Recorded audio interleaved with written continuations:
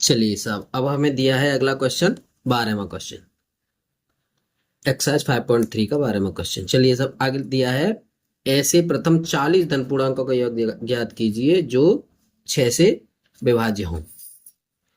6 से विभाज्य यानी 6 के पहाड़े में जो आ रहे हैं, और 40 चाहिए हमें। तो देखो यहां से करते हैं हम। देखो 6 एकम 6, 6 दूनी 12 और 6 ती 18, इस तरह से चल के 40 पद, 40 पद हो गए। ये बना हमारा एपी। यहाँ से हमारा एपी बन जाता है। यहाँ से एपी बना।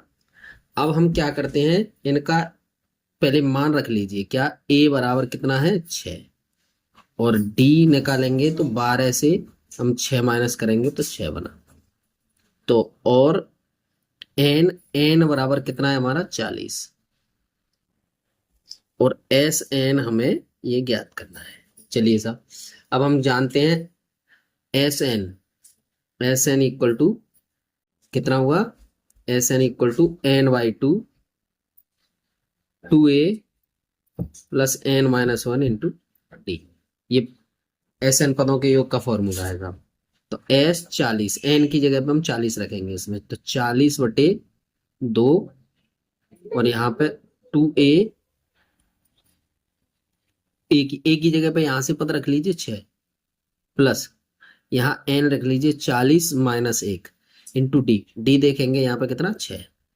तो इस तरह से हम कितना करें, इसे काटेंगे तो 20, 20 बार कटेगा। ये 6 दूनी 12 प्लस यहाँ 39 गुणा 6,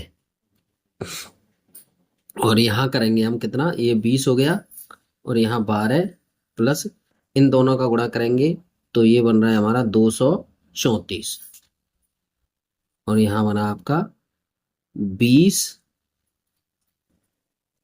इंटू, इन दोनों को जोड़ेंगे तो 12 जुड़ जाएंगे तो 246 हो गई है। अब इसका इसमें अगर हम गुणा करेंगे तो 49, 20, इस तरह से ये जो है इसका आंसर हो जाता है।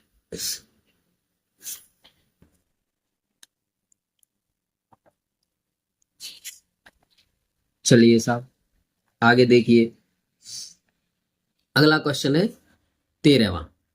13वें क्वेश्चन में क्या लग रहा है, 8 के प्रथम 15 गुणजों का योग ज्ञात कीजिए। 8 के प्रथम 15 गुणज, 8 के 15 गुणज यानी कि 8 का गुणा करके, यानी गिनती हो गई 15, 1 2 3 ऐसे करके 15 तक, और उनमें 8 का गुणा करना है। तो देखो, जैसे मान लीजिए एपी बनाते हैं हम। क्या, जैसे मान लीजिए 1 गुणा 8, 2 गुणा 8, और यहाँ 3 गुणा 8, ऐसे 4 गुणा 8, ऐसे ही 15 कह रहा है वो, तो 15 गुणा 8 बनाएंगे साहब। ठीक है जी, 15 गुणा 8। तो एपी हमारा कितना बना, एक तो 8 एकम 8, 8 दूनी 16, 8 ती 24, और 15 अट्ठे 120।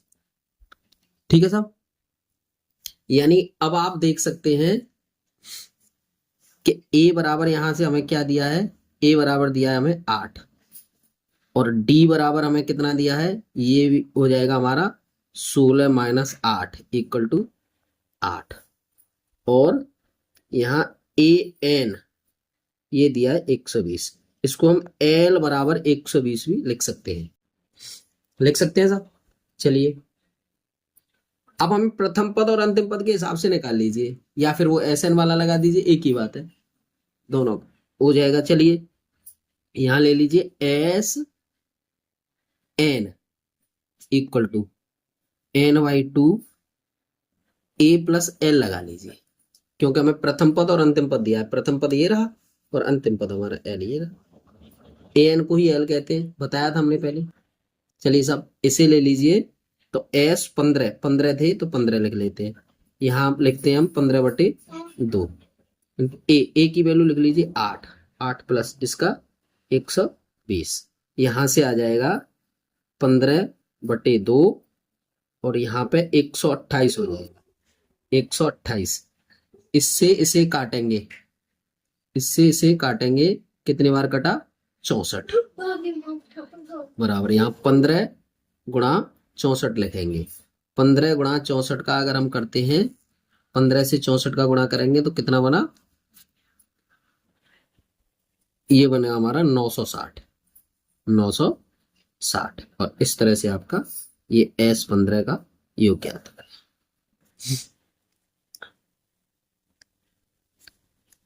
ठीक है साहब, चलिए अगला क्वेश्चन देखते हैं। अब हम अगला क्वेश्चन देखिए, अगले में क्या है, अगला है 14वां क्वेश्चन। 0 से 50 के बीच की विषम संख्याओं का योग ज्ञात कीजिए। 0 से 50 के बीच की, 0 से 50 के बीच की विषम संख्या है। विषम संख्या देखिए, यहां लिखते हैं हम 0 से 50 के बीच की विषम संख्या है। 0 से 50 के बीच की विषम संख्या है। यहां लिखेंगे हम 1 और फिर उसके बाद 3, विषम संख्या भी जो 2 के पहाड़े में नहीं आती है। उसके बाद 5 और उसके बाद 49। ठीक है, लास्ट वाली 49 हो गई।